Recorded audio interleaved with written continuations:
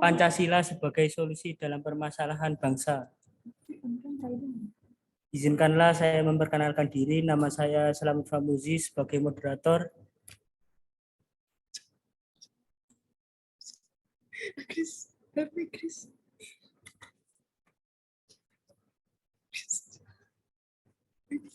Afni Silvi Putri, Lia Amelia, Elisa Putri, Aulia Anggraini, Zenit Aulia, Bagaskara Adi, Ida Ayu, Brigita Nilam, Agris Nadia, Arif Dwi, Amelia Rosita, Esa Andira sebagai anggota atau presentator.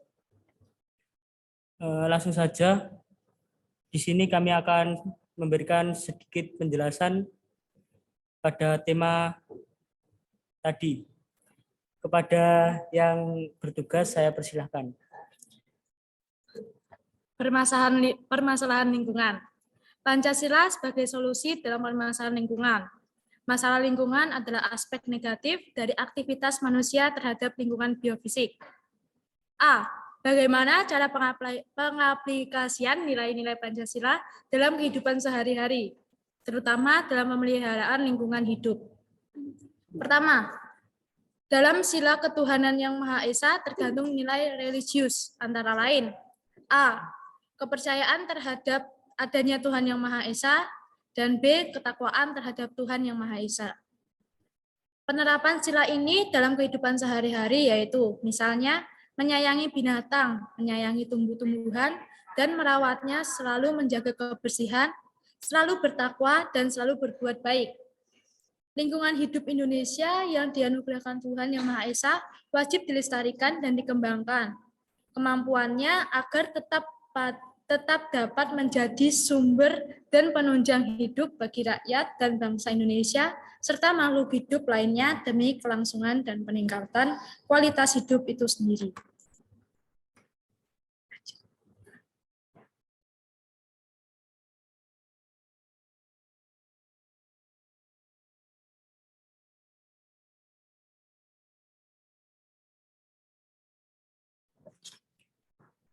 Yang kedua, sila kemanusiaan yang adil dan beradab terkandung nilai-nilai perikemanusiaan yang harus diperhatikan dalam kehidupan sehari-hari.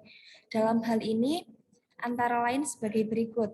Pertama, pengakuan adanya harkat dan martabat manusia dengan segala hak dan kewajiban asasinya.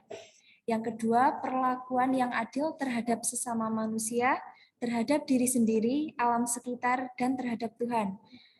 Dan yang ketiga, manusia sebagai makhluk beradab atau berbudaya yang memiliki daya cipta, rasa, karsa, dan keyakinan. Penerapan, pengalaman, atau aplikasi sila ini dalam kehidupan sehari-hari dapat diwujudkan dalam bentuk kepedulian akan hak setiap orang untuk memperoleh lingkungan hidup yang baik dan sehat. Informasi lingkungan hidup yang berkaitan dengan peran dalam pengelolaan lingkungan hidup, pengelolaan lingkungan hidup yang sesuai dengan ketentuan hukum yang berlaku, dan sebagainya.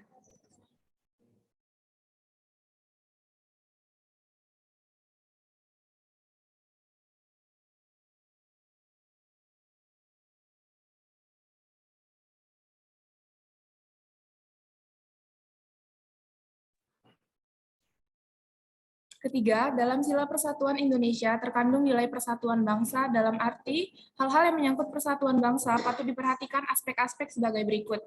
A. Persatuan Indonesia adalah persatuan bangsa yang mendiami wilayah Indonesia serta wajib membela dan menjunjung tinggi atau patriotisme.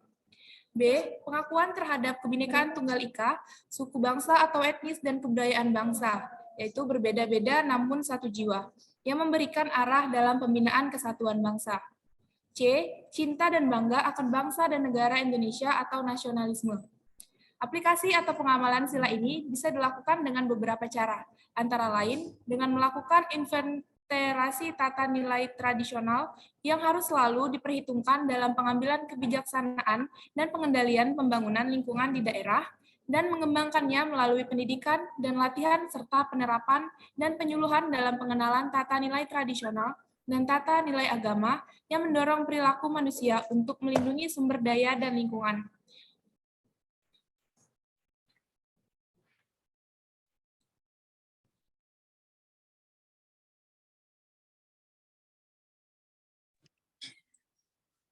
Yang keempat, dalam sila kerakyatan yang dipimpin oleh hikmat kebijaksanaan dalam permusyawaratan perwakilan terkandung nilai-nilai kerakyatan.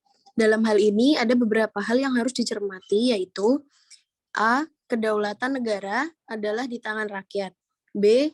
Pimpinan kerakyatan adalah hikmat kebijaksanaan yang dilandasi akal sehat. C. Manusia Indonesia sebagai warga negara dan warga masyarakat mempunyai kedudukan, hak, dan kewajiban yang sama.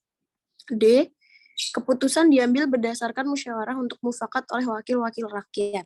Penerapan sila ini bisa dilakukan dalam berbagai bentuk kegiatan, antara lain mewujudkan, menumbuhkan, mengembangkan, dan meningkatkan kesadaran dan tanggung jawab para pengambil keputusan dalam pengelolaan lingkungan hidup, kesadaran akan hak dan tanggung jawab masyarakat dalam pengelolaan lingkungan hidup, meningkatkan kemitraan masyarakat, dunia usaha, dan pemerintah dalam upaya pelestarian daya dukung dan daya tampung lingkungan hidup.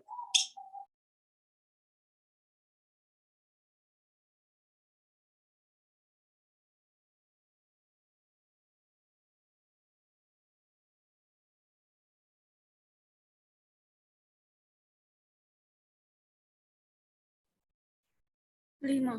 Dalam sila keadilan sosial bagi seluruh rakyat Indonesia, terkandung nilai keadilan sosial. Dalam hal ini harus diperhatikan beberapa aspek berikut, antara lain perlakuan yang adil di segala bidang kehidupan, terutama di bidang politik, ekonomi, dan sosial budaya. Perwujudan keadilan sosial itu meliputi seluruh rakyat Indonesia. Keseimbangan antara hak dan kewajiban, menghormati hak milik orang lain, cita-cita rakyat yang adil dan makmur, yang merata material spiritual bagi seluruh rakyat Indonesia. Penerapan Pancasila ini bisa dilakukan dalam berbagai bentuk kegiatan, antara lain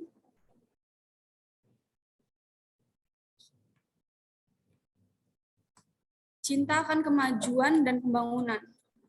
A. Mengelola sumber daya alam dan memelihara daya dukungnya agar bermanfaat bagi peningkatan kesejahteraan rakyat dari generasi ke generasi.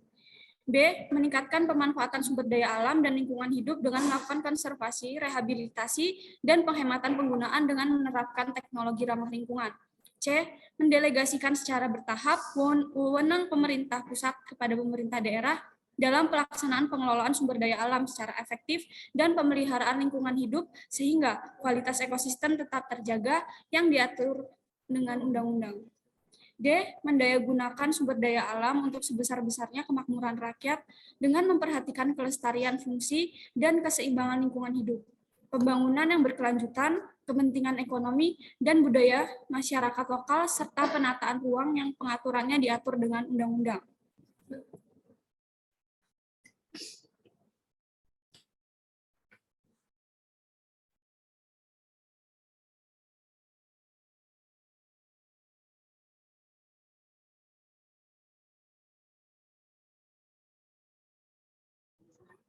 Selanjutnya, permasalahan cyber security. Saat ini, dunia tengah berada dalam era informasi yang merupakan tahapan lanjutan dari era prasejarah, era agraris, dan era industri. Perkembangan teknologi telah membawa perubahan signifikan pada hampir seluruh aspek kehidupan manusia, termasuk transaksi keuangan. Jika di masa lalu kita hanya mengenal uang tunai sebagai alat pembayaran, kini masyarakat mulai beralih ke pembayaran non-tunai berbasis digital. Salah satunya adalah digital payment, adalah metode pembayaran melalui SMS banking, mobile banking, electronic wallet, dan media lainnya. Pembayaran ini tidak membutuhkan uang tunai dalam transaksinya.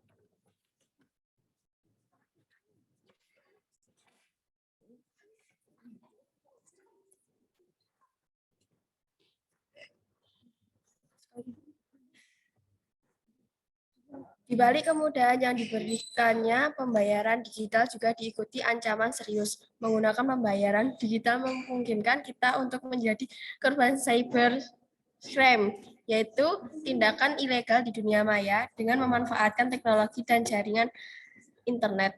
Berdasarkan data Kementerian Komunikasi dan Informatika, Kemkominfo, penggunaan internet di Indonesia hingga saat ini telah mencapai 82 juta orang. Dengan capaian tersebut, Indonesia berada pada peringkat ke-8 di dunia. Berdasarkan berbagai kejadian pada beberapa tahun kebelakang, Indonesia merupakan negara yang lemah cyber security. Hal ini dapat diketahui dari maraknya berbagai kejadian. Salah satunya adalah peretasan terhadap data kartu debit nasabah sebuah bank karena hacker berusaha menyusup ke sistem pengamanan kartu nasabah bank. Cyber security atau sistem keamanan cyber sangat dibutuhkan untuk melindungi keamanan dan kenyamanan masyarakat dalam bertransaksi digital. Dalam tataran kebijakan, penanganan cybercrime berbeda dengan penanganan kejahatan lainnya. Pemerintahan umumnya dapat dengan mudah mengendalikan dan menerapkan hukum di dalam wilayah kedaulatan negaranya. Namun, tidak demikian terhadap aktivitas-aktivitas online yang letak atau lokasinya secara fisik dapat berubah sewaktu-waktu, bahkan hanya dapat dibayangkan.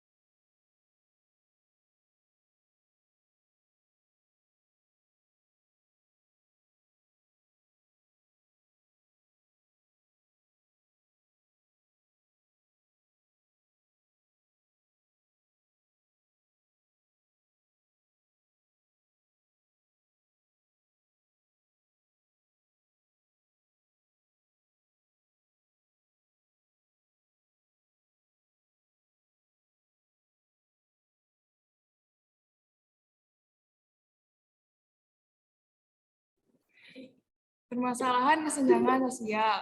Kesenjangan sosial merupakan suatu kondisi di mana ada hal yang tidak seimbang di dalam kehidupan masyarakat. Entah itu secara personal maupun kelompok, di mana ada ketimpangan sosial yang terbentuk dari sebuah ketidakadilan distribusi banyak hal yang dianggap penting oleh masyarakat. Kesenjangan tersebut seringkali dikaitkan dengan adanya suatu bentuk perbedaan yang sangat nyata serta dapat dilihat dalam segi keuangan masyarakat seperti kekayaan harta. Terlebih untuk hal kesenjangan dalam bidang ekonomi. Sekarang ini sangat mudah dilihat dari adanya potensi serta peluang yang tidak sama dalam posisi sosial di masyarakat.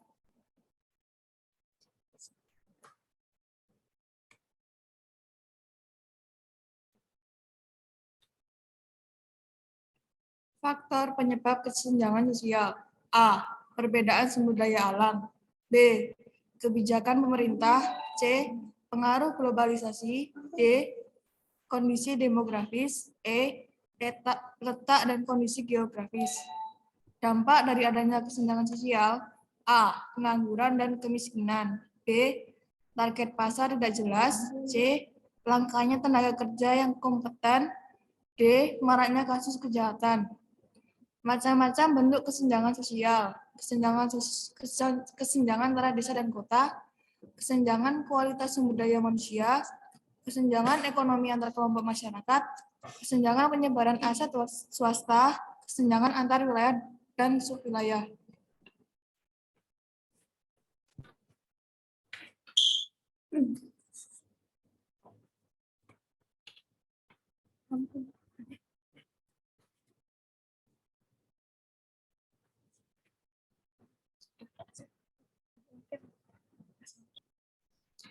Solusi kesenjangan antara perkotaan dan pedesaan.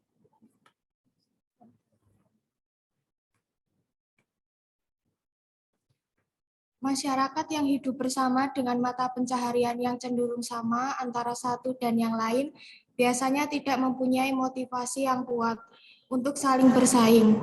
Pihak pemerintah juga harus mampu membuat kebijakan yang berada di luar masyarakat itu sendiri.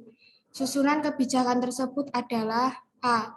Pihak pemerintah harus fokus dalam mendorong adanya peningkatan serta perbaikan infrastruktur desa, khususnya pada beberapa desa yang kondisi geografisnya tidak menguntungkan.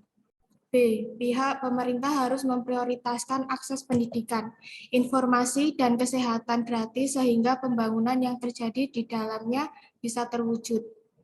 C. Pemerintah harus memberikan modal bagi masyarakat desa agar mereka mempunyai pendapatan lain, jadi tidak hanya pada sektor pertanian. Adanya bantuan modal tersebut pastinya akan sangat membantu masyarakat karena mereka akan mampu mendirikan usaha.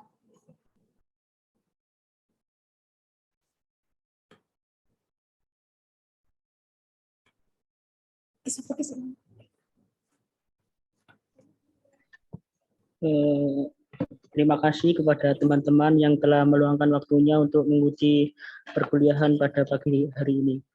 Kurang lebihnya kami dari kelompok 5 memohon maaf yang sebesar-besarnya.